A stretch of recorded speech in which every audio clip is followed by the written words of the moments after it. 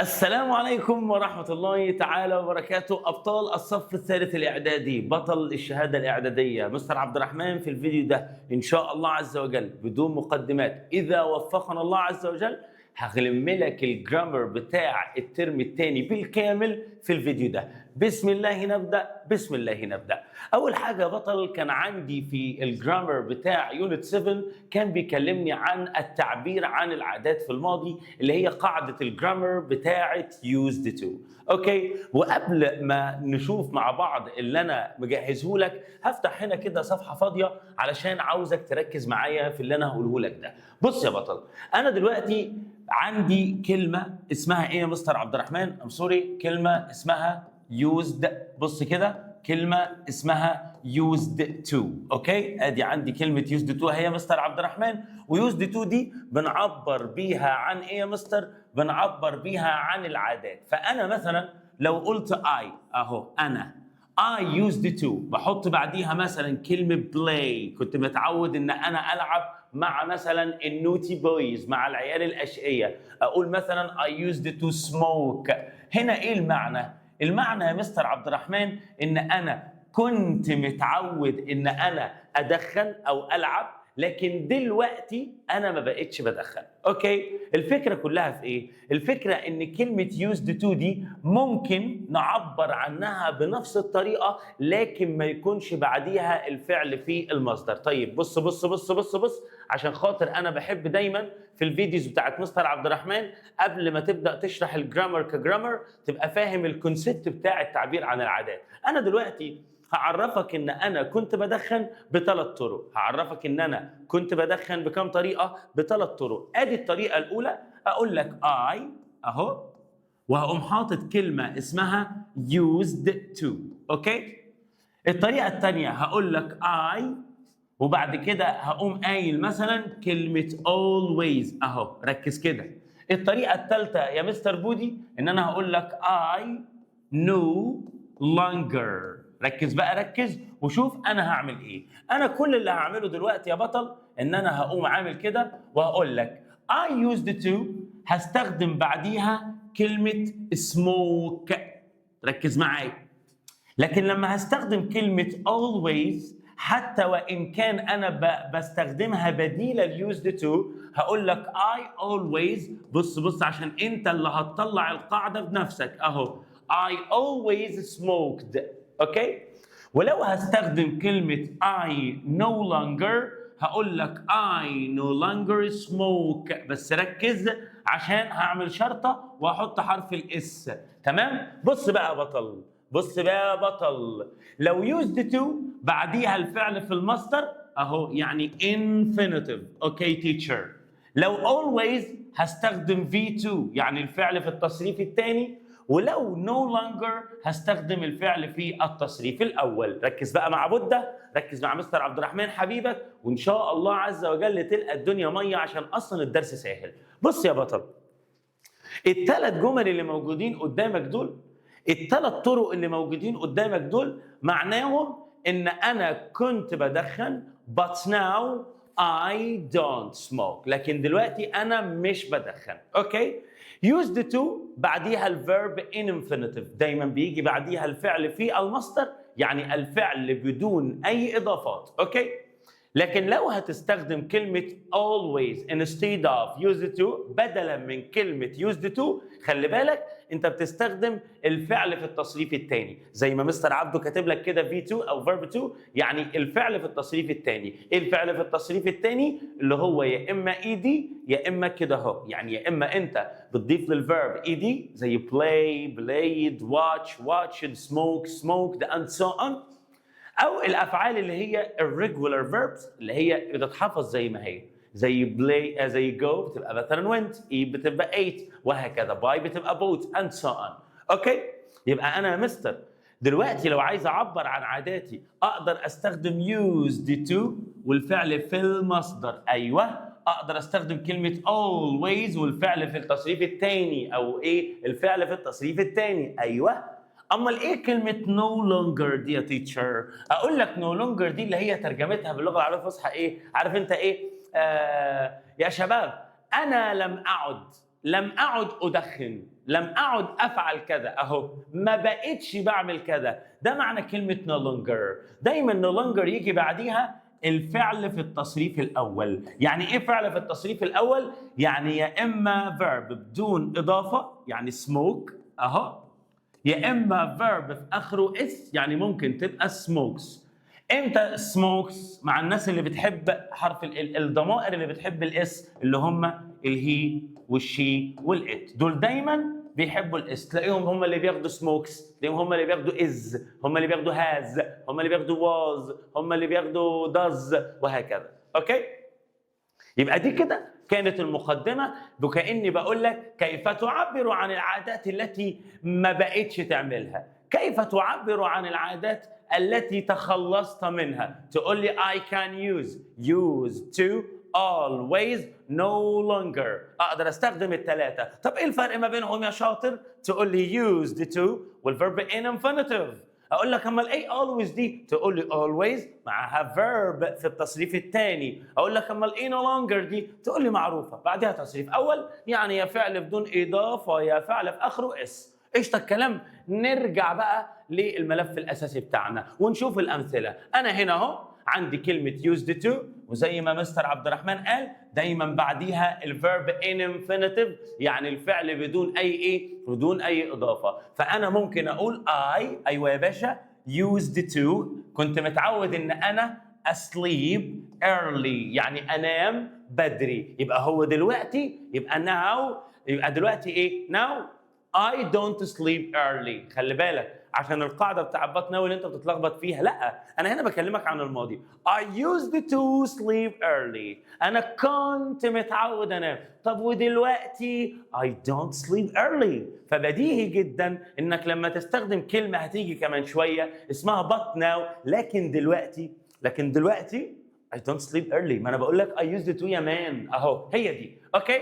مثال تاني يا مستر، اقول لك I used to play اهو verb in infinitive the guitar when I was 13. انا كنت اتعود اعزف على الجيتار من انا عندي 13 سنه. يبقى دلوقتي هو بيعزف على الجيتار؟ نو، دلوقتي هو مش بيعزف على على الجيتار. طب يا مستر لو انا عايز اقول يا جماعه انا ما كنتش متعود ان انا اعمل كذا، اقول لك سهله وبسيطه. بص يا بطل، في قاعده مستر عبد الرحمن دايما بيقولها لطلابه وحبايبه اللي شبهكم. بص شايف الثلاث كلمات دول او الاربعه دول اهو؟ مستر عبد الرحمن دايما بيقول طول ما انت شايف بعينيك do او does did او will الفعل في المصدر على طول. طول ما انت شايف بعينيك do او does did او will الفعل في المصدر. ركز بقى عشان خاطر هقول لك حاجه مهمه جدا جدا جدا. بص يا بطل، هي الكلمه اسمها used to. الكلمه اسمها ايه؟ used to. امتى يا مستر بخليها use to مش used to؟ احنا كده متفقين كده used في كل الاحوال بعديها الفعل في المصدر بالنسبه لك انت كطالب ثالثه اعدادي. اوكي؟ لكن لو انا عايز اقول ما كنتش متعود، استخدم لي كلمه didn't واوعى تحط الدي، غلط. يبقى didn't use to. وانت شاطر، انت عارف ان انا بقول لك I played football. لما كنا بننفي كلمه played كنت بقول لك I didn't play football؟ لا، كنت بقول I didn't play. معروفه don't doesn't didn't بعديهم على طول الفعل في المصدر، فطبيعي ان انا لازم اشيل الدي اللي احنا حطيناها الكلمه اللي في used to دي. تمام؟ يبقى هتحط didn't. اديني مثال يا مستر. I didn't. انت شوف didn't لازم ما فيش دي اهو، فاسمها used to read stories. I didn't used to read stories. ما كنتش متعود اقرا قصص في الماضي. ده معناه ان هو دلوقتي متعود يقرا القصص. طب لو عايز اعمل سؤال نفس الحوار، هتبدا بكلمه did اهو، بتتكلم مع مين؟ عايز اقول لك هل انت، ادي انت، يبقى did you كنت متعود. ليه يا مستر ما كتبتهاش used to؟ اقول لك طول ما انت شايف بعينيك do او does did اول الفعل في المصدر. خلاص، يبقى انا اول ما بعمل سؤال او نفي مع used to بخليها use to. ما ينفعش معاها used to ابدا. تعال بقى ركز معايا في الحته بتاعت but now دي. بص يا بطل، انا بقول لك انا كنت متعود اعوم، اسبح، I used to swim. ايه البديهي لو انا بقولها لك بالعربي؟ جماعه انا كنت متعود زمان ان انا اعوم، بس دلوقتي ما بعومش. اقول لك بقى اللعبه بتاعت but now. تشوف كلمه but now دي لو الجمله اصلا مثبته يعني used to، الناحيه الثانيه بتبقى حاجه من الاثنين، يا اما don't او doesn't على حسب المتكلم، يا اما بالاخر بنستخدم برضو verb to be اللي هي مثلا but now I'm not. هفهمك. بص هنا عندي كلمة used to وفعل عادي ولا لا؟ ايوه يا مستر used to فعل عادي خلاص في المصدر، يبقى تنفيه في المضارع تقول لي but now I don't. ليه يا مستر؟ يا مستر احنا بنتكلم في يا ركز يا، انا بقول لك زمان كنت متعود اعمل كذا لكن دلوقتي انا ما بعملش، دلوقتي انا ما بذاكرش، دلوقتي انا ما بدخنش and so on. يبقى انا بتكلم عن المضارع، والنفي في المضارع يا اما don't يا اما doesn't، ولو verb to be يبقى am و is و are، صح ولا لا؟ تعال بص على الحته الجامده دي. بص المثال ده عشان تعرف امتى ما تجيبش don't و doesn't بعد كلمه but now. هنا بيقول لي I used to be I used to be، ما بيقوليش I used to swim، ما بيقوليش I used to play، ما بيقوليش I used to smoke، لا شايف verb، شايف كلمة be أو verb be بعد used to يبقى النفي بتاعك هيبقى بأم و is و are و not على طول. تمام كده؟ يبقى I used to be nervous، أنا كنت متعود أكون nervous before exams قبل الامتحانات. But now I'm not. ليه؟ عشان ينفع تكمل الجملة. بص but now I am not nervous. I am not nervous. أنا مش إيه؟ أيوه أنا مش إيه؟ أنا مش عصبي، صح ولا لأ؟ I'm not nervous أهو. لكن هنا فوق كده تعالى بص هنا كده ينفع أقول I used to swim، أنا كنت متعود أعوم. But now I am swim. في حاجة اسمها كده بالله عليك؟ لأ مستر إيه الهبل ده؟ I don't swim. أيوه I don't swim. وصلت؟ أنت شاطر وجامد ومفيش منك 2 3 4 في المجرة. يلا بينا نحل مع بعض في السخان وفي السريع منه. يلا بينا. I didn't used to، أنا ما كنتش متعود ride a bike، أسوق أو أركب دراجة. but now لكن دلوقتي I do. طب يا مستر ما تقول I don't يا ابني، ما هو هنا بيقول ما كنتش يبقى دلوقتي بعمل. طب تعالى هنا he used to be يبقى عايز ام واز وار منفيه عشان هنا مفيش نفي. في بي الهي بتاخد ام ولا از ولا ار؟ از. يلا يا باشا حط النط بتاعتك. يبقى هنا هو كان متعود يعني used to be poor، now he isn't poor، دلوقتي ده غني موت. اوكي خش على اللي بعديها. I didn't used to be calm. used to be احطها الناحيه الثانيه but now I am، لكن دلوقتي انا هادي على طول فهستخدم I am. اوكي هنا بيقول لي but now he does. حلوه دي. هنا مثبته ولا منفيه؟ مثبته، يبقى هنا انا عايز نفي. هنا مثبته ولا منفيه؟ مثبته، يبقى هنا انا عايز نفي، والنفي هنا بيبقى didn't وبعديها used to. يبقى he didn't used to study hard، ما كانش متعود يذاكر كويس لكن دلوقتي هو بيذاكر ايه؟ هو بيذاكر كويس يا روح قلب مستر عبد الرحمن. يلا بينا بقى نشوف الكلام الجامد في سؤال الريرايت عشان انقل معاك ويبقى تقريبا كل يونت اخد له 16 17 دقيقه. هو usually عاده visited Paris in winter. usually يا مستر احنا ما خدناهاش، ما يا حبيبي ما هي زيها زي always عادي بقى، خليك مفتح وبعديها الفعل في التصريف الثاني اهو زي ما اتفقنا، يبقى always واخواتها بعديها الفعل في التصريف الثاني عادي خالص. الراجل بيقول لي استخدم used to. اسالك سؤال، ايه في الجمله دي اللي بيساوي كلمه used to؟ تقول لي والله يا مستر كلمه usually يعني معروفه، كلمه usually يا مستر معروفه. اقول لك شيلها وحط used to اهو، ادي اول خطوه. طيب هل في فرق كجرامر ما بين usually و used to او ما بين always و used to؟ تقول لي طبعا used to بعديها المصدر لكن usually بعديها الفعل في التصريف الثاني، يبقى يلا هنا الفعل في التصريف الثاني هنا هنخليها visit ومش هتغير حاجه، يبقى he used to visit Paris in winter.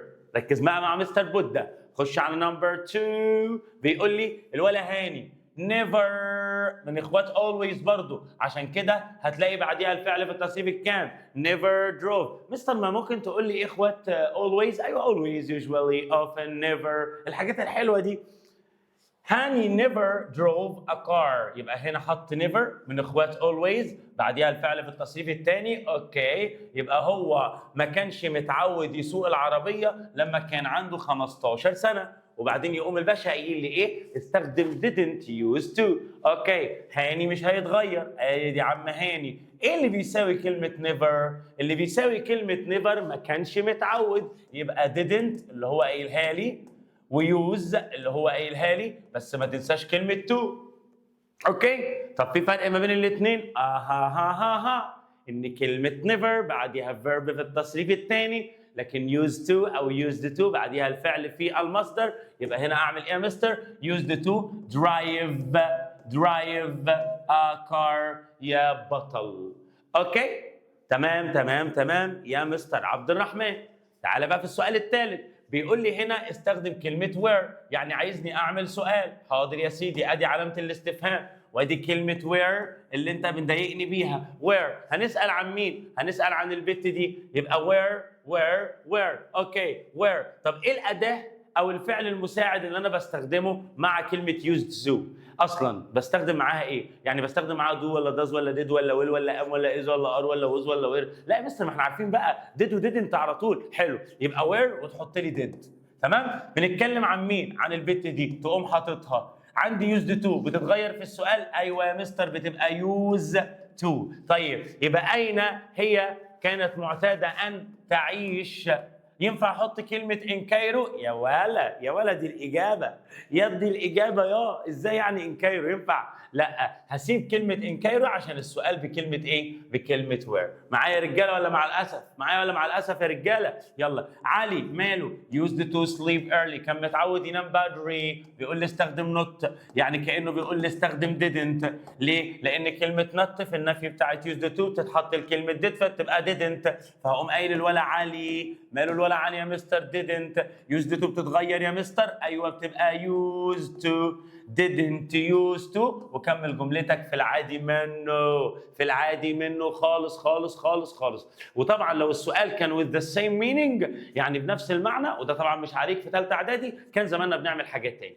المهم it was her habit to travel alone، لقد كان من عادتها أن تسافر وحيدة. بيقول لي استخدم used to، ده معناه إن الشي جبت منين شي؟ يلا ما أنا بقول لك من عادتها her habit، يبقى she إيه؟ she used to، هي كانت متعودة تعمل إيه؟ تترافل alone، مش هوار يعني تترافل alone. قصة موال ولا أي حاجة. I don't drink cola anymore، أنا مش بشرب كولا يعني anymore تاني. خلاص انا حاليا مش بشرب كوكاكولا تاني، مش هشرب انا الصودا والحاجات دي. يبقى انا كنت متعود اشرب كوكاكولا. حاضر يا باشا. كنت متعود used to. اشرب ولا ما اشربش؟ لا، كنت متعود اشرب عشان انا دلوقتي ما بقتش بشرب كولا. واعمل ايه؟ وبلاش كلمه anymore دي طبعا. تمام يا قلبي؟ يبقى لازم تبقى مركز قوي وتبقى برنس قوي وتاخد القلب ده من مستر عبد الرحمن عشان انت جامد ومكمل مع مستر عبد الرحمن الفيديو لحد دلوقتي. اوكي يلا بينا بقى ندخل على الجرامر بتاع ايه؟ الجرامر. لحظه كده بص على الوقت، بقى لنا 19 دقيقه. بقول لكم ايه، هحل معاكم 3-4 اسئله من دول كده بسرعه، تمام؟ ولا اقول لكم انا هسيبها لكم؟ دي اسئله سهله اصلا. الطريقه بتاعت الاسئله بتاعت البراكتس دي هحل معاك 3 واسيب لك الباقي تحلهم عشان ننقل على الدرس اللي بعده. يعني هنا بيقول لي هي يوز تو، مفيش حاجه اسمها كده. في هي يوز تو، لا كلمه يوز دي غلط، المفروض تبقى يوزد على طول. طب بص اللي بعديها my father didn't use lazy، لا use to. ادي اولا didn't use to ومفيش حاجه اسمها being. used to be lazy. مستر هو انا كنت هقول used to واسكت الصراحه، يعني ازاي؟ يعني ازاي مش used to او used to لازم يبقى بعديها الفعل في المصدر؟ طب هو في هنا عندي فعل، ايوه verb to be، بس هو جايبه لي being، يعني حاطط له اي ان جي يبقى غلط. يبقى my father didn't used to be lazy when he was young. خد اللي بعديها how did. طالما عندي did يا مستر ايه ده ايه الهبل ده؟ عايز كلمه use. طب لو كتبت used to غلط، ما هي تو موجوده اهي. يبقى how did you used to go to school. خد اللي بعديها. انا عندي هنا بيقول لي does the book ready yesterday. في عندي yesterday اصلا، في عندي yesterday اصلا. فانت عارف بقى، وبقيه الاسئله كلها سهله يا بطل. وما تقلقش. ما ايه؟ ما تقلقش. وقبه بقى عايزك تركز معايا موت في ضمائر الوصل يا صديقي العزيز. يلا صل على النبي عليه افضل الصلاه والسلام. ضمائر الوصل دي انا دايما بترجمها كمستر عبد الرحمن اللي باللغه العاميه. يعني مثلا بقول الولد اللي بياخد عندي درس، البنت اللي بتتفرج على الفيديو، المكان اللي اتقابلنا فيه، اليوم اللي كلمتك فيه، العربيه اللي لونها احمر. شفتوا انا عمال اقول اللي عند الاجانب في اللغه الانجليزيه كلمه اللي دي مع كل حد انا اتكلمت عنده ليها شكل. يعني لو انا بتكلم عن بني ادم عاقل فهتلاقي كلمه اللي هي باللغه العربيه الفصحى الذي والتي والذون واللاتون والحاجات دي، تمام، هي اسمها هو. طب لو بتكلم يا مستر عن حد غير عاقل هتلاقي ان هي اسمها ويتش. طب يا مستر لو بتكلم عن ملكيه، الملكيه دي يا مستر ما تبوظش الدنيا بقى، احنا مبسوطين بيك. يعني انا مش هقول البنت اللي، لا بص مش البنت اللي انا قابلتها، لا مش بتكلم على البنت اصلا. هقول لك البنت اللي شعرها لونه اسود. هنا استخدم كلمه هوز. ركز معايا، ادي اول 3 عايزك تحفظهم موت قبل ما تيجي مع مستر عبد الرحمن. هنا اول واحده هديك عليها مثال.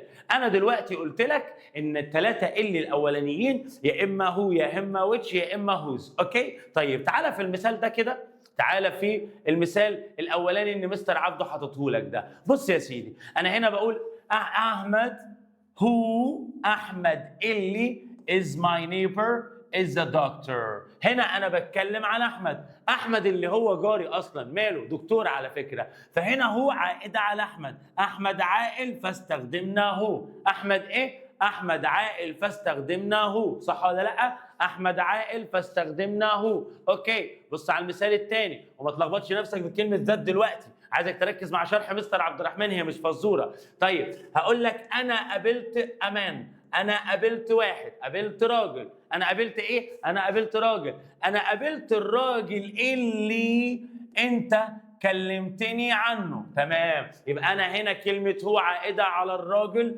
والراجل دوت يا مستر عبد الرحمن عاقل، فمع العاقل بختار كلمه هو. اوكي لكن تعالى هنا مثلا في المثال اللي تحت بقول لك this is the horse. هذا هو الحصان اللي won the race، اللي فاز بالمسابقه. يا جماعه ده الحصان اللي فاز بالمسابقه، يبقى اللي عائد على الحصان يعني غير عاقل، يبقى عايز ويتش على طول وانت مغمض، على طول وانت ايه؟ على طول وانت مغمض. اما ايه كلمه ذات دي يا مستر عبد الرحمن؟ قال لك يا بطل ان كلمه ذات دي احنا بنستخدمها بديله لكلمه هو وبديله لكلمه ويتش بتاعه العاقل وبتاعه الغير عاقل يا مستر. في حاله عدم وجود الاصل. يعني لو انت عندك سؤال اختياري وجايب لك مثلا كلمه هو، او انت عارف ان الاجابه الصح هو فتدور عليها ما لقيتهاش، اختار كلمه ايه؟ اختار كلمه ذات. ده الجزء الخاص بيك انت في منهج ثالثه اعدادي.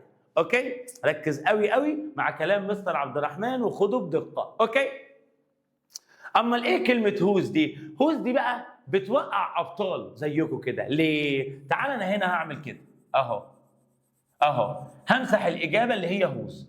تعالى كده بقى الطالب اللي مش مركز مع بودة، الطالب اللي مش معاه مستر عبد الرحمن بيعمل ايه؟ بيقوم قايل ذا جيرل. يا مستر ذا جيرل دي عاقل، يبقى انا هحط هنا كلمه هو زي ما حضرتك قلت. ما دام بنتكلم على العاقل يبقى على طول نختار كلمه هو. اقول لك صح، يلا نترجم. البنت اللي باج از بينك، البنت اللي شنطه بينك.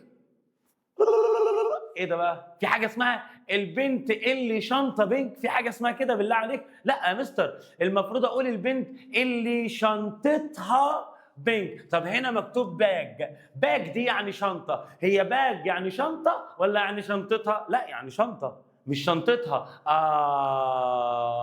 المفروض اقول البنت اللي شنطتها. اقولها ازاي بالانجلش؟ قال لك تقوم قايل whose. هنا الترجمه هتبقى the girl whose bag، يعني البنت whose bag اللي شنطتها، whose bag اللي شنطتها. يعني ترجمة هوز يا مستر بتبقى كده؟ ايوه، ده ترجمة هوز بتدي ملكية للاسم اللي بعديها. فلو انا دلوقتي بتكلم على واحد وبقول مثلا زمان نقط كار، يبقى احط كلمة هو، وقتها يبقى الراجل اللي عربية صفر. امال اعمل ايه؟ الراجل اللي عربيته. ايه اللي عندي في الضمائر او في الروابط بتاعتنا بتاعت النهارده ينفع يحط الها عربيته، عربيتها، عربيتها والجو ده؟ مين؟ قال لك كلمة whose. فهنا تبص تلاقي الإجابة إيه؟ the girl whose bag، اللي شنطتها. يبقى أنا إمتى ممكن ألاقي قبل النقط عاقل وما ينفعش أختار كلمة هو؟ لما أبص على بقية الجملة كده بعد النقط وألاقي إن الترجمة في البايظ منه. بص كده على المثال اللي بعده. ومن زمان إحنا قابلنا الراجل، الراجل اللي ابن فاز بالسباق. لا، الراجل اللي ابنه، يبقى انا عاوز هوز. الراجل اللي ابنه يبقى انا عاوز هوز. يعني انا لو حطيت هو كان زماني دلوقتي راجل اهبل وبقول لكم انا قابلت الراجل اللي ابن فاز. يعني ايه قابلت الراجل اللي ابن فاز؟ بالله عليك، هل هذا كلام معقول؟ never، لا يمكن ان يكون كلاما معقولا ابدا. اوكي تيتشر، اوكي تيتشر، اوكي تيتشر. هلخبطك بقى. هو انت ليه صح يا مستر في الاول وانت بتشرح ما قلتلناش حوار وير ووين؟ ما جبتش سيرتها. الاثنين معناهم اللي، بس انا عايزك تركز مع مستر عبد الرحمن في اللي انا هقوله دلوقتي ده ومش هتغلط ابدا. بص بص بص بص اهي يا مستر، انا بعبر عن المكان بايه؟ بعبر عن المكان بكلمه وير. يعني لو عايز اقول اللي الاصل فيها، لو انا بتكلم عن مكان بقول السنتر اللي باخد درس فيه مثلا، الطبيعي ان انا اقول وير. طب يا مستر لو بقول اليوم اللي قابلتك فيه كان احسن يوم، الطبيعي ان اللي مع الوقت تبقى وين. لكن خلي بالك في طريقه عند الاجانب برضو اسمها ويتش، للتعبير عن الزمان والمكان مع وجود حرف جر. يعني ايه؟ هقول لك بقى دلوقتي، ولو صحيت للي انا هقوله لك عمرك ما تتلخبط. بصوا يا جماعه، احنا دلوقتي عايزين نقول هذه هي المدرسه. هكتب لك الجمله بالعربي وركز مع مستر عبد الرحمن.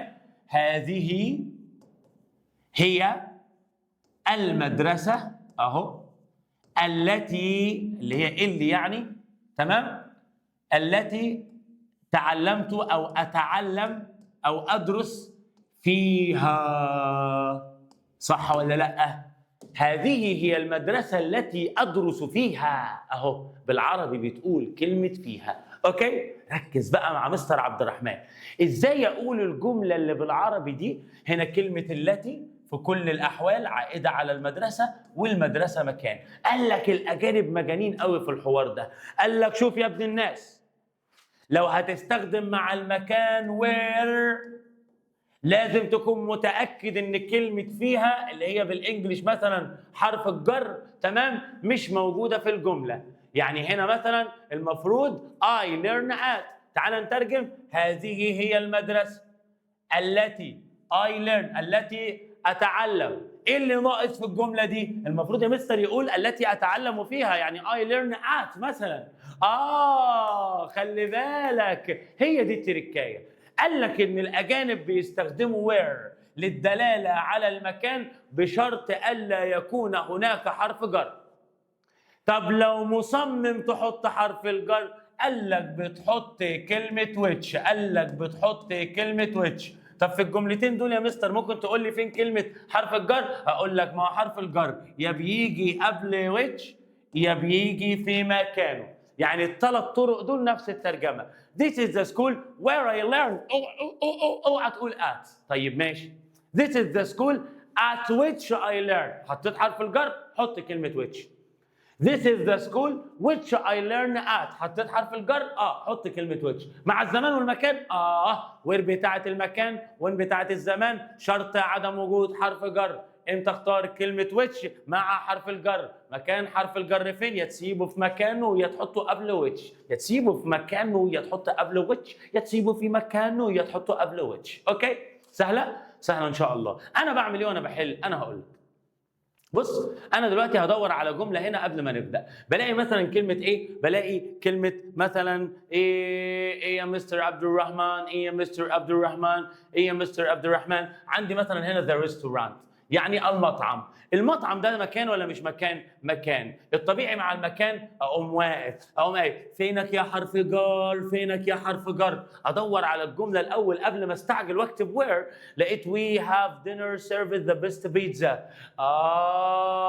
هنا مفيش حرف جر، حط كلمه وير وانت مطمن. حط كلمه وير وانت مطمن. على طول تحط كلمة وير وانت مطمن ما دام حرف الجر مش موجود. لكن تعال بص كده على السؤال رقم 10 ده، بيقول لك 1997، يبقى ده وقت. فايه الطبيعي يا مستر؟ الطبيعي ان احنا نحط له وين، بس قبل ما تستعجل وتحط كلمة وين.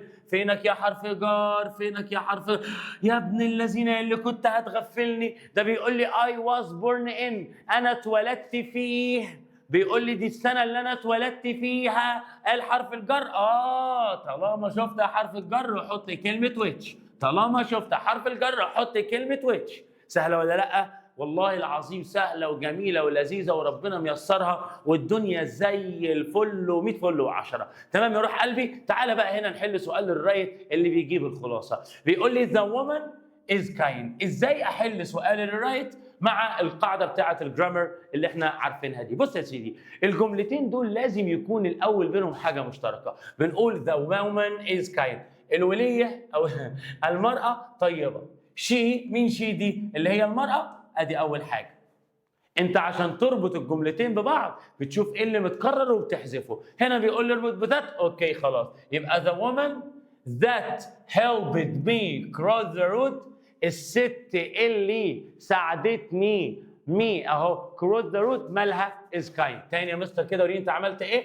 الجمله الاولى بنتكلم عن الست، والجمله الثانيه شلنا منها شي، فده الجزء اللي باقي من الجمله الاولى وده الجزء اللي باقي من الجمله الثانيه. ليه؟ لان انا في كل الاحوال هقول ذا وومن واحط الاداه بتاعت الربط. هو طالبها ذات، طب لو ما فيش ذات عايزها مثلا هو، عادي كنا نحط هو. ايه اللي باقي دلوقتي من الجمله الاولى؟ كلمه is kind.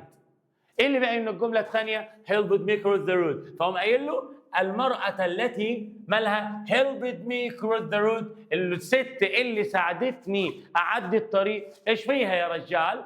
is kind. يعني ايه؟ يعني ست طيوبه وعسوله. طيب تعالى هنا بيقول لي استخدم وير. خلي بالك أول ما يقول لك استخدم وير يعني بيطلب منك طلبين مش طلب واحد. طلب أنت عارفه والطلب الثاني إن شاء الله تبقى عارفه. الطلب الأولاني اللي بيقول لك أنت هنا هتتكلم عن مكان، بديهي. الطلب الثاني اوعى تنسى إن وير بتشيل حرف الجر. يلا بينا. The park is very clean. أدي المكان اللي في الجملة الأولى. We play there. احنا لعبنا هناك. يبقى كلمة there هتتشال، ما هي there دي هي البارك.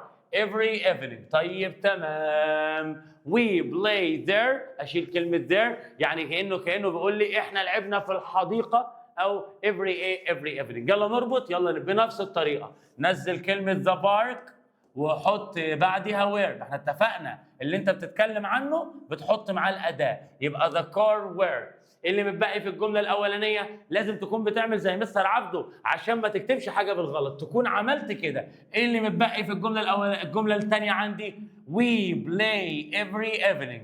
يبقى the park where we play every evening، الحديقه اللي احنا بنلعب فيها كل يوم بالليل، مالها is very clean. حديقة نظيفة جدا. قشطة الكلام؟ جاية معاك؟ رايقة؟ خش على اللي بعده.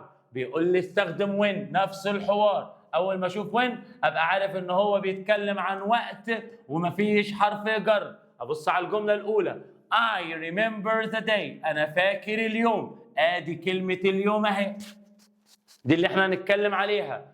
I won the gold medal، انا فزت بالميداليه. على فكره هو هنا ما قالكش انا فزت بالميداليه الذهبيه في ذلك اليوم، فهو اصلا مش جايب لي حرف الجر الزياده. فانا هنا هقول ايه؟ هقوم قايل يا جماعه الخير I remember the day اللي when. ليه يا مستر؟ ما انا قلت لك دايما انت بتحط الاداه بعد اللي بتتكلم عنه. شوف السهوله، يعني هنا في الجملتين دول والله ما انا عامل حاجه، هحط كلمه when في النص وخلاص. I remember the day when I won the gold medal، اللي انا يا جماعه فزت فيه بالميداليه الايه؟ بالميداليه الذهبيه. اوكي؟ طيب خش على اللي بعده نمبر 4. اوعى الجمال، بيقول لي استخدم هوز. يبقى هنا كلمة هوز، يبقى احنا قابلنا a scientist، we met a scientist. انا هنا احط اللي، فعايز اللي ابحاثه on space is important، اللي ابحاثه في موضوع الفضاء ده مهمه. دايما كلمه هوز بتاعت الملكيه، شيل حته الملكيه وحط مكانها هوز. يبقى we met a scientist، لقد قابلنا العالم اللي ابحاثه whose research on space في الفضاء is important، مهمة ايه؟ مهمة جدا. تمام يا جماعة؟ تمام يا مستر عبد الرحمن؟ تمام يا ايه؟ تمام يا مستر عبد الرحمن. احلامك تستحق منك الكفاح. ادي كده يونت 1 ويونت 2، والحمد لله ربنا موفقنا، داخلين على ال 35 36 دقيقة، مروق عليك اهو. خش بقى على يونت 10، ويونت 10 ده اللي هو ايه؟ كده خدنا يونت 7 ويونت 8 ويونت 9 مش محتاج شرح. يونت 9 بتحفظ شوية الكلمات وتعرف ايه اللي بيجي بعديها الفعل في المصدر وايه اللي بيجي بعديها الفيرب ايه؟ الفيرب في اخره ing. اوكي؟ تعالى بقى على المباشر والغير مباشر. المباشر والايه؟ والغير مباشر في الجملة الاستفهامية. في ايه يا بطل؟ في الجملة الاستفهامية. لحظة كده، انا بيتهيأ لي كان عندي ملف هنا كنت عامله والله ما عارف فين. طيب المهم انا اسمح لي اعمل لك كده واقول لك ببساطة شديدة، انا دلوقتي عندي نوعين من الاسئلة. عندي كم نوع يا مستر؟ نوعين من الاسئلة، ركز معايا. السؤال في كل الأحوال في فعل مساعد. السؤال إيه؟ في كل الأحوال في فعل مساعد. إحنا هنقسم الأفعال لدو ودز وديد، أدي المجموعة الأولى، والمجموعة الثانية اسمها أي فعل مساعد. أي فعل مساعد. كان ماشي يا سيدي، will ماشي يا سيدي، is ماشي يا سيدي، was ماشي يا سيدي. أيا كان الفعل ما يفرقش معايا. هاز ماشي يابا معاك، هاف ايوه يا سيدي ما يزعلش. كل الافعال المساعده عادي. الفكره كلها في ايه؟ الفكره ان انا دلوقتي لو عندي سؤال، هو مثلا بيقول لي علي اهو سيد، علي قال، وقام عامل لي العلامتين دول كده وقام قايل لي خلي بالك ده سؤال. حلو، ابدا ابص جوه، لقيت السؤال بيبدا بفعل مساعد من دول. بتعمل ايه يا مستر عبد الرحمن؟ اديني مثال على الطبيعه. اقول لك علي قال will you go to school؟ هل ستذهب الى المدرسه؟ علامه استفهام. تعمل ايه يا مستر عشان تحل؟ اقول لك سهله. اول حاجه بتيجي عند كلمه سد، ما دام في حاله السؤال بتحط كلمه من دول، يا اما asked يا اما wondered يا اما wanted to know. خلي بالك دي مراجعه، ها؟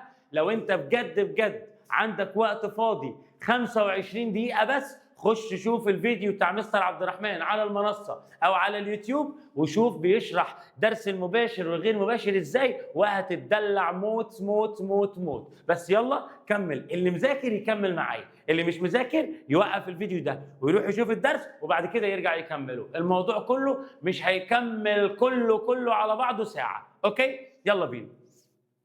بتعمل ايه؟ قال لك ما دام السؤال بالشكل اللي انت شايفه ده، يعني بيبدا بفعل مساعد، بتحذف الاقواس وبتحط كلمه اسمها اف او ويذر، وبتحط كلمه اسمها ايه؟ اف او ايه او ويذر. هطلع فوق كده شويه وهكتب هنا باللون البرتقالي دوت، انا مش عارف لونه ايه اهو. يبقى علي هينزل زي ما هو، همشي معاك خطوه خطوه. بعد كده هختار كلمه اسكد، حاضر يا باشا.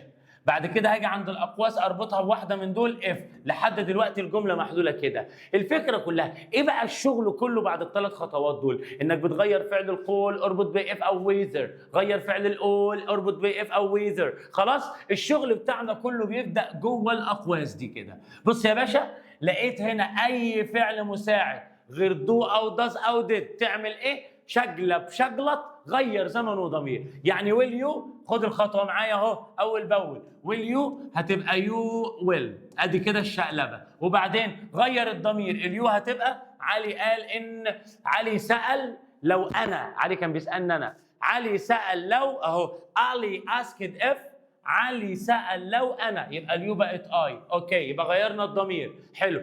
الويل بتتغير لايه؟ اي مضارع بيتحول الى ماضي. سوري، اي مضارع بيتحول لماضي، والماضي بيتحول لهاد بيب بيب. اي مضارع يبقى ماضي والماضي بيب بيب. يعني لو الجمله الاساسيه فيها مضارع انت تحولها لماضي، والماضي انت بتحوله لفعل في التصريف الثالث. الدرس ده كان عليك اصلا المباشر وغير مباشر في الترم الاول. فالويل هتبقى وود، يبقى الاجابه هنا بقت اي وود. يبقى انت مشيت على كام خطوه يا مستر؟ اهم هعمل لك عليهم دايره. اول حاجه شقلبت وشقلطت اهو، ادي الخطوه الاولى. وبعدين ادي الخطوه الثانيه غيرت الضمير، ادي الخطوه الثالثه غيرت الايه؟ غيرت الزمن. كمل جملتك وحط نقطه. يبقى علي سال لو انا، والويل بقت ود. الولا علي سالني لو انا يعني كنت هروح المدرسه. تمام. اديني مثال ثاني يا مستر عشان القط معاك. اقول لك مثلا علي برضو عشان انا بحب الواد علي. said، علي قال ايه؟ قال لي كان يو ميك a pizza next. Can you make a pizza next Friday؟ ممكن تعمل لي بيتزا الجمعة اللي جاية؟ أقول لك قشطة، خالصة، حلو الكلام، يلا بينا امشي على الخطوات. يلا يا علي، ادي يا علي. احذف، غير فعل القول سيد، اختار لك واحدة، أنا هختار أسكت. احذف الأقواس، حط اف أو ويذر، أنا حطيت اف. أمسك كان يو واعمل ايه؟ شقلب شقلط، غير زمن وضمير. يعني بقت يو كان. علي سأل لو انا، يبقى اليو هتبقى اي والكان هتبقى كود. يبقى علي سأل لو اي كود، واكمل الجملة زي ما انا. بس خلي بالك عندي نيكست فرايداي اللي هي الكلمات الدالة، فاكرينها؟ يبقى اي كود، ادي يا سيدي ميك، وادي يا سيدي ابيتزا اهو. بس خلي بالك، فاكرين ناو كانت بتبقى ذن، يسترداي مش عارف بتبقى ذا داي بيفور. يبقى هنا نيكست يبقى ذا نقط افتر. اول ما تشوف حاجه على المستقبل قول ذا نقط افتر. هنا بيتكلم على الفرايداي يبقى ذا فرايداي افتر. طب لو كان بيقول لي نيكست مانث يبقى ذا مانث افتر. نيكست يير ذا يير افتر. نيكست بابا يبقى ذا بابا افتر اند سو اون. قشطه الكلام يا بطل؟ ان شاء الله قشطه الكلام. طيب يا مستر عبد الرحمن، ماذا لو كان السؤال بقى، يعني بيقول لي الولا علي قال اهو، علي قال مثلا do you like pizza. لو لقينا السؤال بدو او مثلا بدid، did you like pizza؟ بص بقى الجمال، والله العظيم مستر عبده هيروق عليك. قال لك بص يا بطل، انت بتعمل ايه؟ اول ما تلاقي السؤال في دو او did، دو او داز او ديد، احذفهم. اول ما تلاقي السؤال في دو او داز او ديد عايزك تتجنن، لازم تسمع الفيديو والله يا عظيم هتتدلع. اول ما تلاقي السؤال في دو او داز او ديد احذفهم. ما تبقاش راجل بيقبل على سؤاله انه يبقى فيه دو او داز او ديد. ايه خلاص؟ ما بقاش في ناس بتغير على اسئلتها. يلا بينا احذف دو او داز او ديد، غير الضمير. يا عم ماشي اهي بقت اي ودي بقت اي. يعني يا مستر من الاخر، علي ادي علي وادي علي. فعل القول اسكت ادي اسكت، ولا عملنا اي حاجه. احذف وحط اف، احذف وحط اف. اللي اتغير تحذف دو او داز او ديد غير الضمير، وبعدين هتحذف دو او داز حط ماضي بسيط، ولو هتحذف ديد حط هاد بي. الله الله الله، ايه الراب ده؟ ايه الراب التعليمي الجاحد ده مستر عبد الرحمن؟ بيقول ايه؟ بيقول لي هتحذف دو او داز اهو حط ماضي بسيط، يعني اللايك هتبقى لايك يا ولا. ايوه مشي الكلام. ولو هتحذف ديد ايوه هتحط هاد بيب، يعني الفعل في التصريف الثالث. فيها حاجه دي؟ فيها حاجه دي تاني. يبقى اول ما اشوف دو او داز او ديد اعمل ايه يا مستر؟ الطبيعي. انا بكلمك على اول ما توصل عند الاقواس، يعني اول ما تمسح دول كده وتبدا تشوف دو او داز او ديد تتجنن، تمسحهم على طول وتعمل ايه؟ شيل دو او داز او ديد وغير الضمير الاول، وبعد كده تشغل الراب التعليمي بتاع مستر عبد الرحمن. هتحذف دو او داز حط ماضي بسيط، ولو هتحذف ديد حط هدد دي. هتحذف دو او داز حط ماضي بسيط، ولو هتحذف ديد حط هدد دي. فيها حاجه؟ فيها حاجه يا رجوله؟ فيها حاجه يا انوثه؟ ركز معايا ركز معايا، الدنيا سهله وحلوه وجميله وحلوه قوي قوي قوي يا ابني اقسم بالله. يبقى اهو ارجع بقى مستر عيد معانا كده الكلام. بص يا بطل يلا نحل على طول. ده سؤال مباشر. My mom said are you hungry؟ بقول لك ايه المستر خلص الكلام. المستر خلص الكلام، بس المستر هيعمل حاجه جامده جدا. مستر انت لسه ما شرحتش ماذا لو. ايوه ماذا لو، ماذا ايه، ماذا لو ايه، ماذا لو السؤال كان بوات ووير وين والحاجات دي. فكك تعالى معايا امشي على الخطوات. مين جاهز؟ يلا بينا يا مستر احنا جاهزين. خش عليا. هنا بيقول لي ابدا بشي wanted to know. اينيا she wanted to know. همشي على اللي هو بيقوله لي، انا راجل مطيع. احذف الاقواس حط اف او ويذر. حطيتها يا بيه. شفت كلمه دو انا هتجنن، ايه الهبل ده؟ شلت كلمه دو هتحذف دو او داز حط ماضي بسيط. حذفت دو بينجوينز، ادي يا سيدي البينجوينز اهم اللي هم البطاريق مالهم مايجريت. هتحذف كلمه دو حط ماضي بسيط اهو بتاع الاي دي ده يبقى migrated. ده الاساسي. خد هنا بيقول لي they wondered. حاضر يا باشا they wondered اهو. احذف الاقواس حط اف او ويذر. حلو الكلام. هل هنا في دو او داز او ديد او الجو ده؟ لا. بيقول لي كان بولر بير. اعمل ايه؟ شقلط غير زمن وضمير، يعني بولر اهي بقت بولر بيرز كان. يلا يا باشا بولر بيرز دي تتغير، لا الكان بتتغير بتبقى كود. يبقى they wondered if هم تساءلوا لو يعني البولر بير يا جماعه عارفينها يا مستر عارفينها. مالها؟ لو البولر بير could swim long distances يعني بتقدر تعوم فتره طويله. طيب يا مستر لو السؤال بأداة استفهام احنا كده فهمنا طالما دو داز وديد بنحذفهم وبنمشي على الراب التعليمي. دو او داز ماضي بسيط، لو هنحذف ديد هات بيب خلصنا. طب والطبيعي شقلط غير زمن وضمير وفهمناها. لو السؤال بقى بأداة استفهام ايه اللي هيختلف عن اللي انت شرحته؟ ولا حاجه. كل اللي هيختلف انك هناك كنت بتحذف الاقواس حط اف او ويذر، هنا هتحذف الاقواس وبس. يعني ايه؟ اهو يا سيدي بص اهو. عادل قال ماله when will you return. حلو قوي. احنا بنعمل ايه في الطبيعي كنا بنقول عادل وبنحول السيد بنخليها اسكت، وكنا بنحذف الاقواس وبنحط كلمه اف. لا احذف الاقواس وما تحطش كلمه اف. نزل اداه الاستفهام مكانها وامشي على باقي الخطوات. اعتبرها مش موجوده. اللي متبقي will you return. عيش الطبيعي. كان ايه الطبيعي؟ ان عندي will you return كنت بشقلط ادي ادي يو ويل. بعد كده اليو هتبقى اي والويل هتبقى وود. هتلاقي الاجابه بقت اي وود. حد فهمها؟ حد جاي معايا تاني يا مستر تاني عشان هي اتشرحت لنا في السنتر او اتشرحت لنا قبل كده بطريقه مختلفه. اقول لك سهله.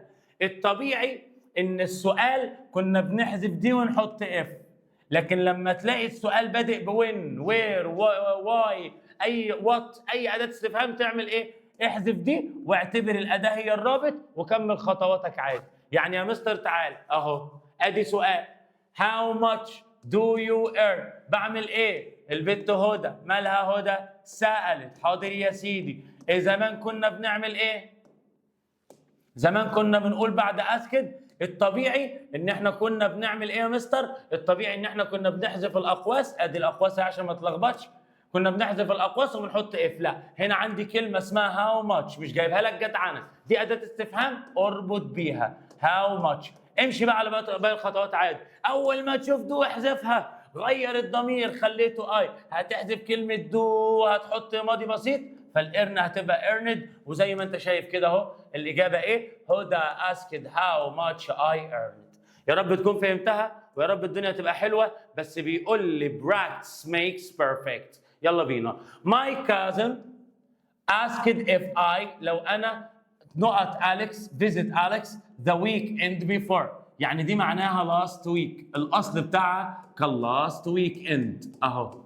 ما هو the weekend before في جمله متحوله اصلها كان last weekend يعني اصلها كان ماضي. طب الماضي بيبقى ايه؟ الماضي بيبقى ماضي تام يبقى if I visited had visited. ليه؟ لأن أصل الجملة كان did you visit Alex last weekend؟ حد فهمها؟ لو الجملة أصلها ماضي يعني السؤال كان بدid. لو هتحذف did حط had بيب. خلي بالك الشرح بيبقى سهل التطبيق مهم جدا. تاني the weekend before في جملة متحولة معناها ان الجمله قبل ما تتحول كانت last weekend.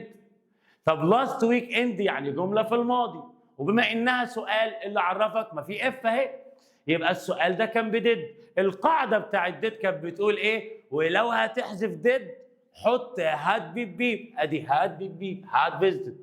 خد اللي بعده. They wanted to know what time the sun had. عندي had هات بعديها الفعل فين؟ الفعل في التصريف الثالث. اي اس دي شيل على طول التصريف الثالث. خد اللي بعديها. Ali asked his friends if he had. عندي had يبقى بعديها الفعل برضه في التصريف الثالث. eat ate eaten. طب هنا Hannah asked where we not during our last visit to Luxor. During our last visit to Luxor. During our last visit to Luxor. ها يا رجاله اعمل ايه؟ stay دي مضارع انا كده كده عايز ماضي. ركز مع مستر عبد الرحمن. تمام يا رجاله الدنيا سهله والله العظيم. تيجي كده نحل شويه رايت. يلا هنا said فهتبقى هنا asked اهو. الدنيا حلوه. طب هنا سؤال بوير ولا سؤال بفعل مساعد بوير؟ يعني هربط بوير. حاضر خلاص اعتبر كده الجزء ده مش موجود وابدا احل عادي بقى. جمله فيها do you live where do you live يا ياسمين. يبقى هنا asked ياسمين هي سالت ياسمين انت عايشه فين. يبقى where احذف كلمه do غير الضمير ممكن يبقى I ممكن يبقى she ممكن يبقى هي هنشوف. يبقى هنا asked لو هي صح سالت ياسمين. لو انا لا انا مالي لو هي يبقى asked where she هتحذف كلمة do حط ماضي بسيط. هتحذف كلمة do حط ماضي بسيط. يبقى هنا asked where she lived. البنت هنا سألت هي عايشة فين. سنة سألت هي عايشة فين. هنا سألت هي عايشة فين. بص هنا asked where she lived. هنا سألت هي عايشة فين اهو. خش على اللي بعده. يوسف said to his friend can you swim. هشيل كلمة said to واحط كلمة asked اهو. هحذف الأقواس واحط كلمة if. عندي can you شجلط بقت you can. بعد كده اليو هتبقى I لا هو يوسف سأل صاحبه لو هو يبقى if he والكان هتبقى could وهكمل الجملة swim. ترجم يبقى يوسف سأل صاحبه لو هو بيقدر يعوم. شايف الجمال؟ شايف الهدوء؟ شايف الروقان؟ خد اللي بعده. هالة asked her friend هعتبرها اتكتبت احذف الاقواس. عندي كلمه وات، يبقى وات دي هي الايه؟ الرابط. وات تايم هي الرابط، يبقى دي كلها كده على بعضيها اداه الاستفهام. عندي داز، احذف كلمه داز. الماتش مش هيتغير، مفيش حاجه اسمها ان الاسم بيتغير، الضمير اللي بيتغير. والمستر قال هتحذف كلمه داز، حط ماضي بسيط. ادي يا سيدي ستارتد. شايف الجمال؟ خد اللي بعده. The teacher asked، قال لي خليها the teacher wondered. حاضر، يبقى the teacher wondered اهو اللي هو كاتبه. اغير اللون عشان اشوفك هتعمل معايا ايه. يلا احذف الاقواس. مش عارف دي اداه استفهام؟ لا، يعني هربط باف او whether. حطيت كلمه اف. اتبقى عندي have you، شجلب بقت you have.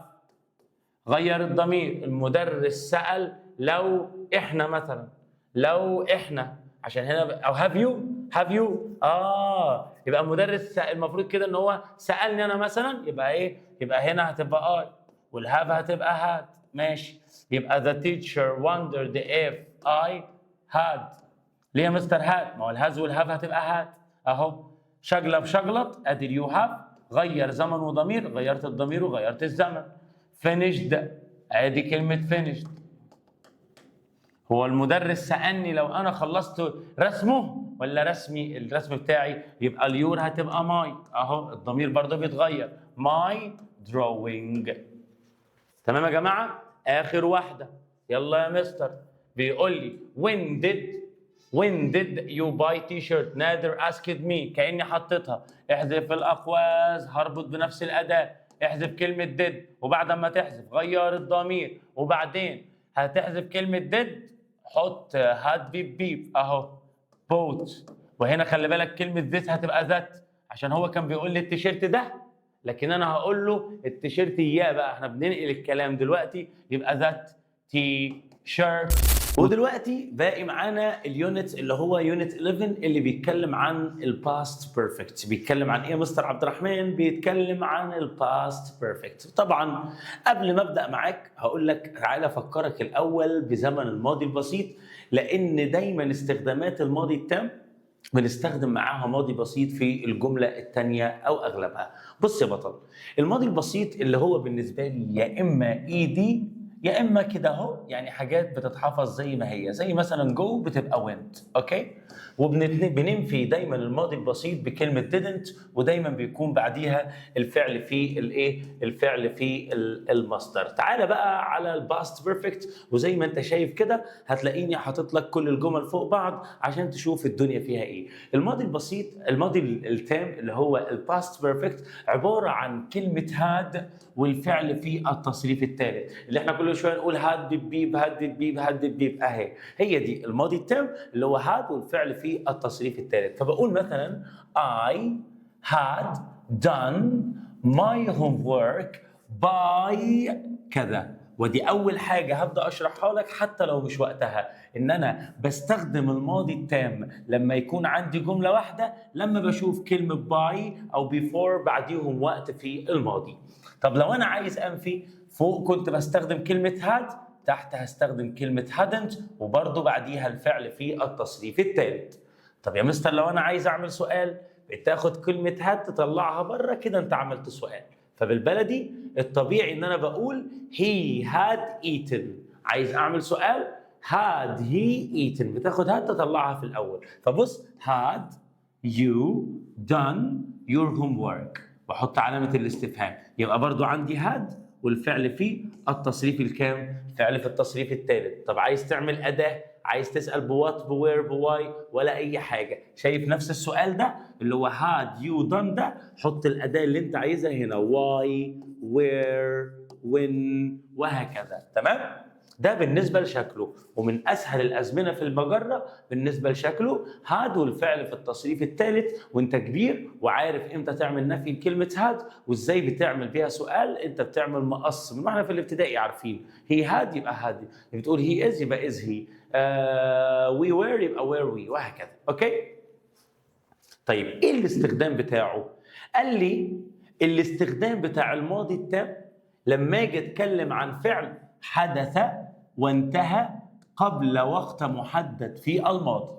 يعني ايه؟ يعني انا دلوقتي عندي جمله فيها كلمه باي، بقول باي ميداي، باي ميداي يعني قبل منتصف اليوم. لما بتشوف كلمه باي دي كده تعرف على طول انك المفروض تستخدم هاد والفعل في التصريف الثالث لو السؤال بيتكلم في جمله واحده بس. لكن الاهم بقى، وده اللي انت اصلا عليك وده اللي انت بتتعلم زمن الباست بيرفكت علشانه، هو اللي انا هقوله لك ده، ان الاول ماضي تام والتاني ماضي بسيط. ترتيب الاحداث، يعني لما تعمل حاجتين في الماضي، عايز تقول يا جماعه الخير انا بعد ما اتفرجت على فيديو مستر عبد الرحمن اتغديت او اكلت، اوكي؟ يبقى هنا انت اكلت الاول ولا اتفرجت على فيديو مستر عبد الرحمن الاول؟ لا مستر انا اتفرجت على الفيديو الاول. خلاص، ما دام انت اتفرجت على الفيديو الاول يبقى ده اسمه الحدث الاول، يبقى مستر عبد الرحمن الاول ماضي تام. الاول ماضي تام، طول ما الاول ماضي تام يعني هاد. ايه اللي انت عملته الاول؟ اكلت ولا اتفرجت؟ لا اتفرجت، يبقى هاد واتشد على طول. تعال نبص بقى الكلام ده على الطبيعه. انا هنا عندي كلمه after وكلمه as soon as. بعد ما عملت كذا عملت كذا، يبقى اكيد ده الحدث الاول. بعد ما اكلت شربت يبقى اكلت الاول، يبقى الاول ماضي تام على طول. بمجرد ما المستر وصل شرح الدرس يبقى المستر وصل الاول، يبقى الاول ماضي تام والثاني ماضي بسيط. After I had done my homework I went to bed. هنا went وهنا had done. ليه؟ عشان انا عملت الواجب، ده الحدث الاولاني، وبعد كده نمت، ده الحدث الثاني. يبقى هنا الاول ماضي تام والثاني ماضي بسيط اهو، اللي هو الفعل في التصريف الثاني. عود نفسك على كده. طب يا مستر لو افتر واز سون از جم في النص، هي ماليش دعوه هو حاططها لي فين. انا دلوقتي بالنسبه لي واحد بيقول يا جماعه انا فطرت ويا جماعه انا غسلت وشي. طب هو قال ايه؟ هو هنا عايز يقول انا فطرت بمجرد ما غسلت وشي، يبقى غسل وشه الاول وبعد كده فطر. كانه بيقول لك انا بص غسلت وشي من هنا وقمت فاطر من هنا.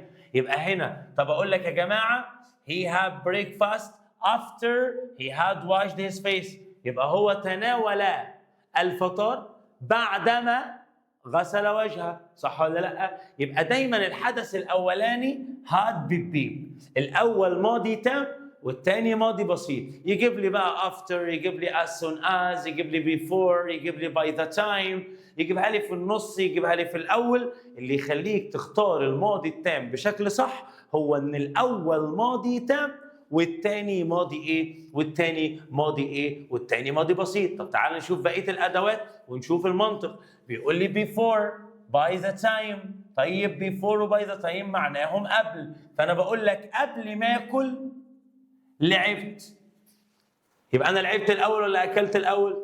قبل ما انام اهو، قبل ما انام ايوه عملت الواجب اهو يا سيدي، قبل ما انام عملت الواجب، قبل ما انام عملت الواجب، يبقى انا عملت الواجب الاول وبعد كده عملت ايه؟ وبعد كده نمت. لو جيت نزلت تحت في الجمله هتلاقي ان النوم بالنسبه لي النوم كان الحدث الثاني فهتلاقيه ماضي بسيط، وبالنسبه لي عمل الواجب كان الحدث الاول فهتلاقيه ماضي تام. يبقى ايه اللي بيخليني دايما يا مستر عبد الرحمن اختار الماضي التام؟ ان الاول ماضي تام والثاني ماضي بسيط. اوكي تعالى هنا بص. When I arrived the train station the train had left. هنا الجملة دي معناها ان الراجل ده لحق القطر ولا ما لحقوش؟ ده سؤال ليك اهو. واحد بيقول لي انا رحت محطة القطار وبيقول لي arrived، يبقى ده الحدث الثاني. وذا ترين had left يبقى القطر غادر الاول وبعد كده انا وصلت، يبقى ما لحقش، صح ولا لا يا قلبي؟ لانه هنا بيقول ذا ترين had left يبقى القطر يغادر الاول بعدها انا وصلت، يبقى ما لحقتهوش. يبقى ايه اللي بيخليني اختار هاد بيب بيب؟ ايه اللي بيخليني اختار هاد والباست بارتيسيبل؟ ايه اللي بيخليني اختار هاد والفعل في التصريف الثالث؟ انه لازم يكون ده بالنسبه لي هو الحدث الاول، لازم يكون ده بالنسبه لي ايه؟ هو الحدث الاول. طب تعالى على اول تريكايه، احنا اتفقنا ان افتر وبيفور بيبقى بعديهم جملتين، تمام يا مستر؟ واحده بتبقى ماضي تام وواحده بتبقى ماضي بسيط. ايوه يا مستر. يعني ايه ماضي تام؟ يعني جمله كامله فاعل وهاد وتصريف ثالث. يعني ايه ماضي بسيط؟ يعني فاعل وفعل في التصريف الثاني. هل ينفع يا مستر يجي بعد افتر وبيفور فعل في اخره اي ان جي؟ اقول لك لو ما فيش فاعل. يعني ايه؟ يعني بص كده، هرجع فوق هنا واجيب لك الجمله بتاعت before I went to bed. اهو لو انا جيت في الامتحان نفس الجمله دي وبيقول لي before I نقط، طبيعي ان انا هقوم مختار كلمه went. لكن الجمله دي بتساوي ايه؟ بدل ما اقول before I went يعني الفاعل والفعل بقوم حط الفعل في اخره اي ان جي، وينت اللي هي جو وجوينج اهو، يبقى before going to bed. طب تعالى في الجمله اللي فوق بتاعت after، بص اهو تعالى هنا اهو الجمله بتاعت افتر هفهمك بتساوي ايه بكل بساطه. انا عارف ان دي تريكات صغنونه وانتوا اوريدي عارفينها. فين هنا الفاعل والفعل؟ الاي هاد دون اهو، فاعل وفعل مساعد وفعل. لو هتلغيهم حط الفعل في اخره اي ان جي، يعني دو وزود لها اي ان جي. يبقى after I had done my homework، بعدما انا انتهيت من واجبي اللي عملت كذا، تساوي بالظبط after doing my homework، بعد عملي للواجب عملت كذا. اوكي؟ يبقى الاثنين دول بيساووا بعض. انا هنا بشرحها لك ازاي، عايزك تعرف ليه اصلا الفعل في اخره اي ان جي، عشان انت تقدر تعمل كده بالعربي. ممكن تقول لي انا بعد ما اكلت لعبت، وممكن تقول لي بعد الاكل لعبت، صح ولا لا؟ عادي. يبقى هنا الفعل في اخره اي ان جي، هنا الفعل في اخره ايه؟ اي ان جي. قشطه الكلام؟ قشطة الكلام. بعد كده عندي كلمة اسمها until، يعني غير لما، بالعامية اسمها غير لما. حتى مش عارف ايه، فكك، عايزك تبقى فاهم، فكك من الترجمة الحرفية. انا هنا هقول لك مثلا يا جماعة الخير انا ما سجلتش الفيديو ده غير لما اتغديت. يبقى انا عملت كام حاجه؟ عملت حاجتين. ايه هم يا مستر؟ انت سجلت فيديو واتغديت، يبقى اتغديت الاول؟ والله اتغديت الاول. وهنا ده الحدث الثاني. تاني يا مستر، تاني. until دايما بيجي قبليها ماضي بسيط منفي. ماضي بسيط منفي. ليه يا مستر منفي؟ اهو هو انا الطبيعي ان انا اقول لك ايه؟ على فكره انا سجلت الفيديو غير لما اتغديت. جايه معاك؟ ايه الهبل ده؟ انت فهمتش حاجه. ايوه يا مستر انت عيد السؤال تاني. لكن بص ايه البديهي ان انا اقول لكم تعرفوا يا اولاد انا ما سجلتش الفيديو ده غير لما فطرت. كاني بقول لك ما سجلتش الفيديو ده غير لما فطرت الاول. فبديهي جدا ان كلمه until يكون بعديها ماضي تام، لان مستر ابوده قال الاول ماضي تام والتاني ماضي بسيط. طب ليه منفي؟ عشان المعنى يستقيم. اديني مثال بقى مستر. اهو هو didn't go to bed، لم يذهب الى السرير او لم ينام غير لما until he had done his homework، غير لما عمل الواجب. عشان كده هو عمل الواجب يعني من الاخر وبعد كده نام. يبقى الاول ماضي تام والتاني ماضي بسيط. يقول لي بس منفي، يعني هو لما يتنفي مش هيبقى ماضي بسيط؟ يعني هو لو منفي ما بقاش ماضي بسيط؟ ما هو لسه ماضي بسيط زي ما هو، صح ولا لا؟ The car wasn't sold، العربية لم تباع. في الماضي wasn't sold، لم تباع، مبني للمجهول اهو. till إلى أن، غير لما he had repaired it، غير لما صلحها. يبقى هو صلحها الأول وبعد كده إيه؟ وبعد كده باعها. تاني الحتة دي. على فكرة العربية ما اتباعتش غير لما اتصلحت أصلا. يبقى إحنا عملنا كام حاجة؟ عملنا حاجتين. إيه هم؟ صلحنا العربية وبعناها. طيب بعتها الأول ولا صلحتها الأول؟ صلحتها الأول. يبقى الأول ماضي تام والتاني ماضي بسيط. أوكي يا روح قلبي؟ طيب خش على اللي بعده، الدنيا لذيذه خالص. تعالى مثلا قال لي كلمه because او at او since لما بيكون معناهم بسبب، يعني عندي سبب ونتيجه، ويقول لي قبليهم بيبقى ماضي بسيط وبعديهم ماضي تام. ليه؟ طب انا دلوقتي هقول لك على فكره، هو كان تعبان علشان نام متاخر، يبقى هو تعب الاول ولا نام متاخر الاول؟ نام متاخر الاول. يبقى بديهي جدا ان بعد بيكوز يبقى ماضي تام، لان السبب بيحصل قبل النتيجه. الاول ماضي تام والتاني ماضي بسيط. يا شباب he had worked hard، هو اشتغل بجد الاول، عشان كده استخدمنا had. فنتيجه لذلك اللي حصل بعد ما اشتغل بجد he was tired، فاستخدمنا الماضي الايه؟ استخدمنا الماضي البسيط. يبقى انا هنا مش بحفظ الروابط، ما ينفعش تحفظ. انت اصلا برنس، انت اصلا ايه؟ انت اصلا برنس المجره وعم المجال كله، انت the uncle of whole world، عم المجال يا باشا. فلازم تعمل ايه يا عم المجال؟ لازم تكون فهمان، لان الجرامر عايز واحد فهمان، الفهمان بيريح. تمام؟ يلا بينا خش على اللي بعده.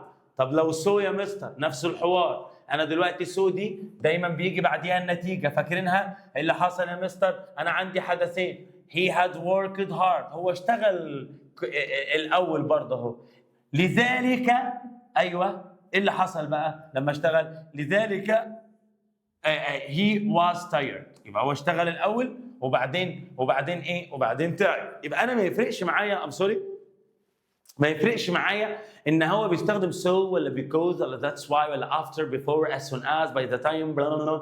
انا بعمل ايه؟ برتب الاول ماضي تام والتاني ايه؟ يروح قلب مستر عبد الرحمن، والتاني ماضي ايه؟ ماضي بسيط. وهنا بقول لك لا تمل، اكمل طريقك ان الله يحب العبد الايه؟ اللحوح. يعني لازم تكمل كده، ولازم تبقى دايما بتحاول انك تبقى احسن وتبقى اقوى. لازم دايما يكون عندك عزيمه، لازم دايما يكون عندك مثابره. الحاجه اللي ما تفهمهاش من اول مره تعيدها مره ثانيه ومره ثالثه، عشان ربنا يكافئك في النهايه انك انت توفق الى ما تحبه وما يحبه الله عز وجل ويرضاه. يلا بينا نكمل، يلا بينا نكمل. بيقول لي بقى هنا practice makes perfect، يعني اكيد التدريب الدنيا حلوه. انا كعبد الرحمن اول ما بشوف after بتاكد ان بعدها فاعل، ابدا افكر الاول ماضي تام والثاني ماضي بسيط. بيقول لي after they know at the station، بعد ما هم وصلوا المحطه they met their friend، هم قابلوا ايه؟ قابلوا صاحبهم. يبقى هنا ده الحدث الثاني وهم وصلوا المحطة الأول، فالأول ماضي تام والثاني ماضي بسيط. يجي واحد يقول لي يا مستر طب يا اسطى قابل صاحبه خلاص، يبقى هو وصل المحطة، بعد ما وصل المحطة قابل صاحبه. لما يجيب لك حاجة تبين لك العكس أو إن ما كانش في فاصل زمني، ساعتها روح للي في دماغك ده وفكك منه. ركز معايا وما تركزش في التفاهات غير لما تجيلك. تمام؟ ركز. They not come، يعني هو عايزني في الآخر أستخدم اللي هستخدمه، لكن في كل الأحوال يبقى منفي. To the party، هم ما راحوش البارتي، أكيد خلاص هو بيقول لي not come، هم لم يأتوا إلى البارتي. لماذا؟ لأنهم كانوا تعبانين، ملة. يبقى هم تعبوا الأول وبعد كده ما راحوش، صح ولا لأ؟ التغفيلة بتجيلك فين؟ إنك مستني بقى في الجملة دي بعد بيكوز يبقى في ماضي تام ودماغك تروح. اصحى معايا، كده هم تعبوا الاول، هو بقى كاتبها ماضي تام، كاتبها ماضي بسيط، كاتبها ماضي بتنجاني، هو حر. في كل الاحوال هم ما جوش، ده كان الحدث الثاني. عمرك شفت الحدث الثاني ماضي تام؟ لا. يبقى على طول تستخدم ماضي بسيط، هتبقى didn't come. مركز معايا يا حبيب قلب اخوك، مركز معايا روح قلبي. الدماغ فين؟ هو بقى براحته يعمل اللي يعمله، المهم انك لازم ترتب. حط 1 2 عشان ما تتغفلش. خد الثالثه باي 7، اول ما تشوف باي حط ماضي تام had cleaned اهو. خد اللي بعديها before going to bed، اوكي قبل ما يروح ينام عمل ايه؟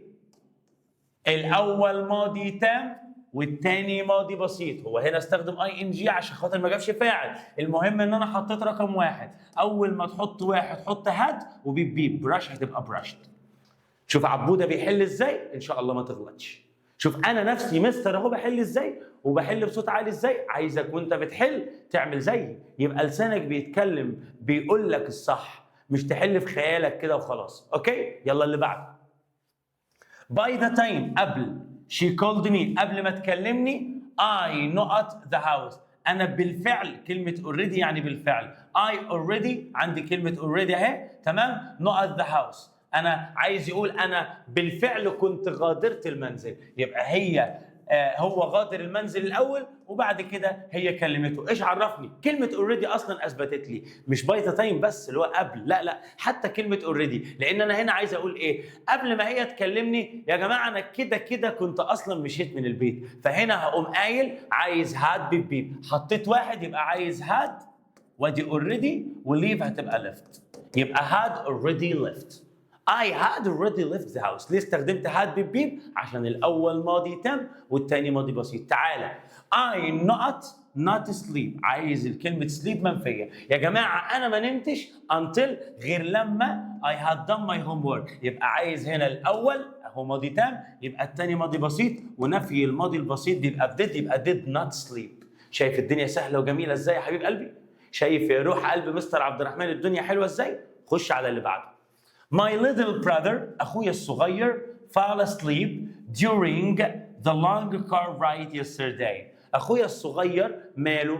شعر بالنوم أثناء الرحلة بتاعة امبارح yesterday. اللي مش حافظ تصريفات الأفعال بقى يقع. اللي هيبعت لي السؤال ده وحله صح في الكومنتس تمام والله العظيم 3 هروق عليه، هبعت له حاجات ما يحلمش بيها. اوكي بص يا قلبي زي ما انت شايف دي بتكون طبيعه الاسئله. تعال نحل شويه على الايه؟ على الريرايت. اوكي يلا صغر سيكا، يلا بينا نصغر سيكا بسم الله.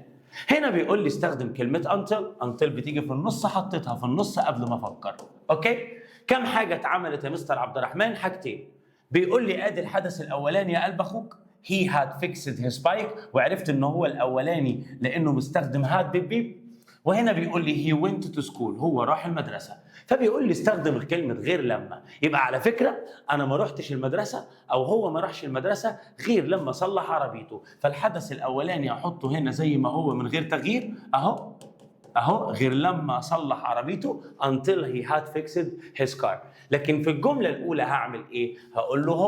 هقول هو راح المدرسه غير لما صلح عربيته ولا ما راحش؟ ما راحش في الماضي يعني didn't. طب ليه مش hadn't؟ عشان الثاني ماضي بسيط، الاول ماضي تام والتاني ماضي بسيط didn't. طب didn't بعديها الفعل فين في المصدر؟ يبقى didn't go. يبقى he didn't go to school until he had fixed his bike أو his car. يعني غير لما صلح عربيته أو صلح العجلة بتاعته. أوكي؟ تعالى على كلمة after. هنا بيجيب لي كلمة before وبيقول لي استخدم كلمة after.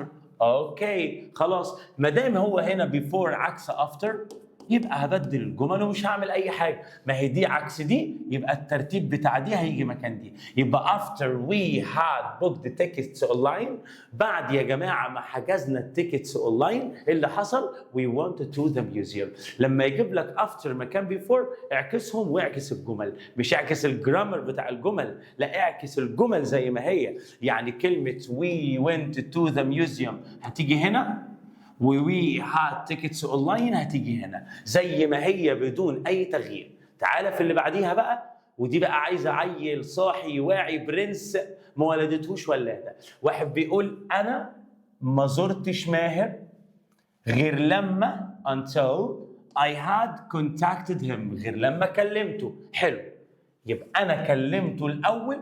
ايوه يا مستر كلمته الاول وبعدين زرته. تمام؟ يبقى هو بيقول لي انا ما زرتهوش غير لما كلمته، يبقى هو كلمه وزاره. بيقول لي كلمه افتر، حاضر يا قلبي.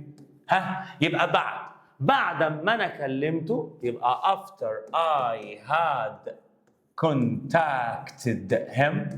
بعد ما كلمته عملت ايه؟ رحت له. فالتاني ماضي بسيط رحت له يبقى الماضي البسيط مع visit هيبقى visited اهو visited ماهر على طول. I visited him أو I visited ماهر. تمام؟ والأحسن كمان إنك تخلي him دي ماهر، يعني تقول after I had contacted ماهر بعد ما أنا كلمت ماهر I visited him. دي أحسن طبعا. تمام؟ أوكي؟